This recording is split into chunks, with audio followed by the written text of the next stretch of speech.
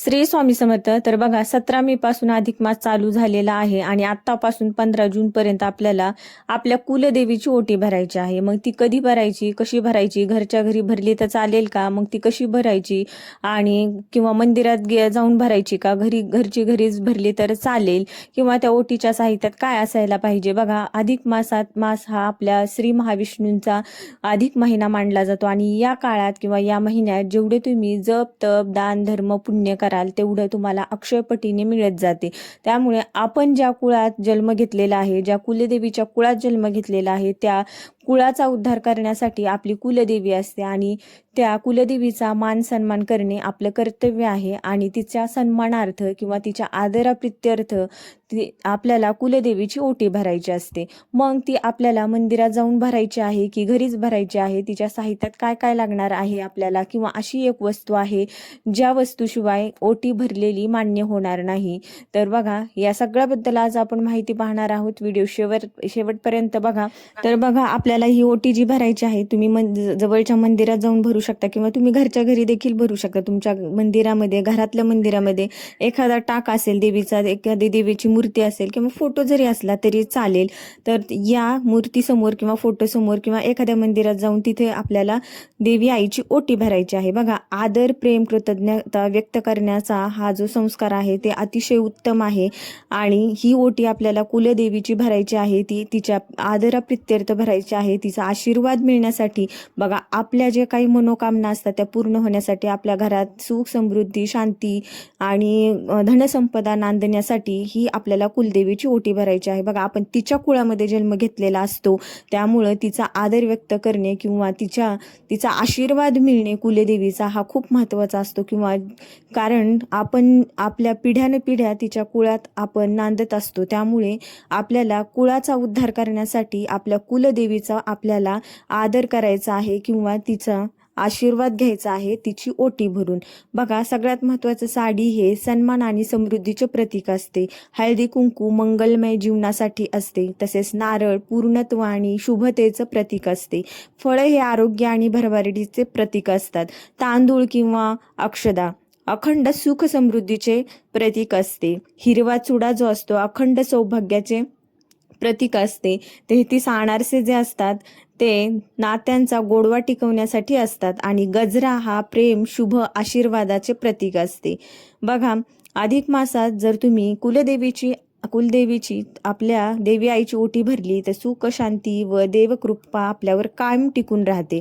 तर बघा, सगळ्यात महत्त्वाचं आहे, जर तुम्ही जवळच्या मंदिरात जाऊन ओटी भरणार असाल तर त्याच्यामध्ये एक साडी घ्यायची आहे तुम्हाला. 6 वारी असेल किंवा 9 वारी असेल. 9 वारी होत असेल, यथाशक्ती तुमची असेल तर बघा 9 वारी साडी घ्या. किंवा 9 वारी म्हणजे 9 वार, म्हणजेच 9 देवीचे 9 रूप, म्हणजेच 9 वारी साडी घेणं खूप महत्त्वाचं. बऱ्याच ठिकाणी म्हणजे सगळ्याच ठिकाणी आपल्याला पाहायला मिळतं, मंदिरामध्ये 9 वारी साडी आवर्जून देवीला नेसवली जाते. तुमची यथाशक्ती असेल तर तुम्ही नेसवू शकता. किंवा 6 वारी जर नसेलच, साडी घेण्याची तुमची क्षमता नसेलच तर ब्लाऊज पीसही चालेल. बघा, तसेच खण नारळ घ्यायचा आहे. त्याच्यामध्ये नारळ, शेंडी असलेला नारळ घ्यायचा आहे, पाण्याचा नारळ घ्यायचा आहे. कारण नारळ हा पूर्णत्व आणि शुभतेचं प्रतीक असते, त्यामुळं नारळ हा आवश्यक आहे. त्यानंतर खण नारळाच्या मध्ये तांदूळ घ्यायचे आहेत. त्याच्यामध्ये एक सुपारी, एक बदाम, एक नाणं, खोबऱ्याची वाटी, या सगळ्या वस्तू घ्यायच्या आहेत. त्यानंतर 16 शृंगाराचे जे साहित्य असतं ते घ्यायचं आहे. बघा, 16 शृंगाराचं जे साहित्य नसेल तुम्हाला मिळालं, त्याच्यामध्ये जे मेहंदीचा कोन असतो किंवा हळदी कुंकू असतं, गजरा असतो, ह्या छोट्या छोट्या ज्या गोष्टी असतात त्या घेऊ शकतात. हिरवा चुडा, बघा, हिरवा चुडा हे अखंड सौभाग्याचं प्रतीक असते. हिरवा चुड्याला खूप महत्त्व मानले जाते आणि गजऱ्याला देखील खूप महत्त्व मानले जाते. त्यामुळे ह्या गोष्टी टाळायच्या नाहीत. आणि हळदी कुंकू मंगलमय जीवनासाठी असते, त्यामुळे हळदी कुंकवाशिवाय तर ओटी भरलीच जात नाही, हे तुम्हालाही माहिती आहे.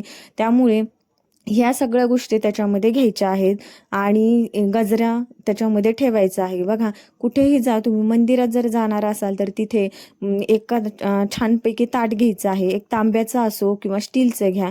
प्लॅस्टिकचं वगैरे ताट घेऊ नका आणि त्याच्यामध्ये त्या ताटामध्ये साडी ठेवा किंवा ब्लाऊज पीस ठेवा.